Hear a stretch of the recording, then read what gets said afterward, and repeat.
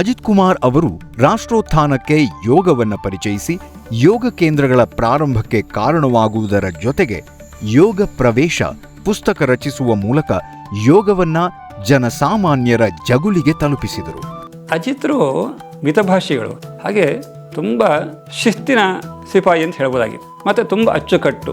ಅವರ ಅಚ್ಚುಕಟ್ಟು ಹೇಗೆ ಅಂತ ಹೇಳಿದ್ರೆ, ಒಂದೆರಡು ಸಣ್ಣ ಉದಾಹರಣೆ ಹೇಳೋದು ಅಂತಾದರೆ, ಅವರು ಊಟ ಮಾಡಿ ಮುಗಿದಾಗ ಅವರ ಎಲೆಯಲ್ಲಿ ಒಂದು ಅಗಳನ್ನವೂ ಅಲ್ಲಿ ಉಳಿತಿರಲಿಲ್ಲ.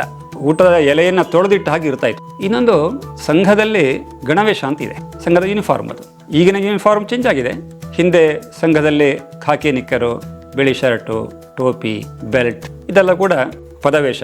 ಇದು ಸಂಘದ ಗಣವೇಶ. ಅಜಿತ್ರವನ್ನು ಗಣವೇಶ ಹಾಕಿರು ಅಂತ ಹೇಳಿದ್ರೆ ಅದು ಎಲ್ಲರೂ ನೋಡಬೇಕಾಗಿರುವಂಥ ರೀತಿಯೇ, ಅಂದರೆ ಅಚ್ಚುಕಟ್ಟಾದ ರೀತಿಯಲ್ಲಿ ಇಸ್ತ್ರಿ ಆಗಿರ್ತಾ ಇತ್ತು.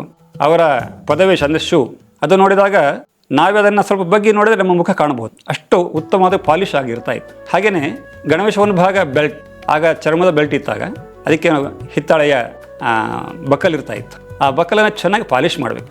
ಆ ಪಾಲಿಶ್ ಮಾಡಿದಾಗಲೂ ಅವ್ರು ಹೇಳೋರು, ಈಗಾಗ ಅಲ್ಲಿ ಮುಖ ಕಾಣಬೇಕು ಅಂತ ಹೇಳೋರು. ಒಂದ್ಸಲ ಕೇಳಿದ್ವಿ ನಾವು, ಯಾಕೆ ಇಷ್ಟೆಲ್ಲ ಮಾಡ್ತೀನಿ? ಸಂಘದ ವಿಚಾರ ಮತ್ತು ಸಂಘದ ಕಾರ್ಯಕ್ಕೆ ಹೃದಯದಿಂದ ಪ್ರೀತಿ ತೋರಿಸೋದು ಯಾವುದರಲ್ಲಿ? ಸಂಘದ ಒಂದೊಂದು ಕೆಲಸ ಮಾಡೋದ್ರಲ್ಲಿ. ಗಣವೇಶನು ಸಂಘದ್ದೇ ಭಾಗ. ಅದನ್ನು ಪ್ರೀತಿ ಎಲ್ಲಿ ತೋರಿಸ್ಬೇಕು ಅಂದರೆ ಇದರಲ್ಲಿ ಪಾಲಿಶ್ ಮಾಡಿ ತೋರಿಸು. ಯೋಗ ಪ್ರವೇಶ ಅಂತ ಪುಸ್ತಕ ಬರುತ್ತೆ, ಶರೀರ ಶಿಲ್ಪ ಅಂತ ಪುಸ್ತಕ ಬರುತ್ತೆ, ಅದೇ ರಾಷ್ಟ್ರತನ ಪಬ್ಲಿಷ್ ಮಾಡಿ.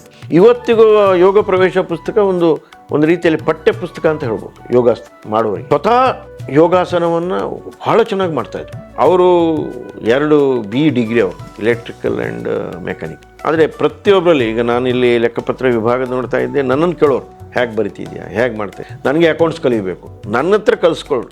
ಅಜಿತ್ರಿಗಂತೂ ಮನೆಯಲ್ಲಿ ಭಾಳ ಶ್ರೀಮಂತಿಕೆ ಇತ್ತು. ಅವ್ರ ಮನೆಯಿಂದ ಬರೋದಕ್ಕೆ ಅವ್ರ ತಂದೆ ತಾಯಿನ ವಿರೋಧ ಇತ್ತು. ಸ್ವಂತ ಜೀವನ ಮಾಡಿದರೆ ಭಾಳ ದೊಡ್ಡ ಇಂಜಿನಿಯರ್ ಆಗ್ತಾಯಿದ್ರು, ಅದು ಮಾಡಲೇ ಇಲ್ಲ ಅವರು. ಅಂದರೆ ಸಂಚಾರಿ ಓಡಾಟ.